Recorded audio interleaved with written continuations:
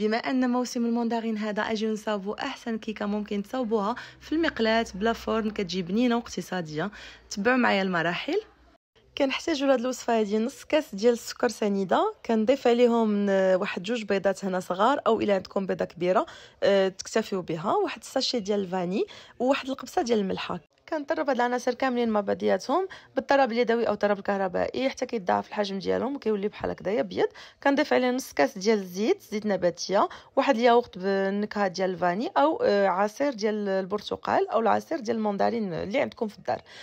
كنزيد اليوم هنايا واحد الكاس ونص، نفس المقدار ديال الكاس اللي استعملنا بالنسبه للزيت والسنيده، كاس ونص ديال الدقيق الابيض صافي. وكنحرك كلشي مع بعضو. واحد الخماره كنخليهم على جنب. كنقطع الموندارين ديالي على هذا الشكل هذا، وكناخذ واحد المقلاة اللي كندهنها بالزيت وكنفرش فوق منها الورق ديال الزبده، وكندير لها شويه ديال السنيده ونضيف القطع ديال الموندارين ديالي بهذه الطريقه هذه، وكنضيف فوق منهم الخليط ديالنا.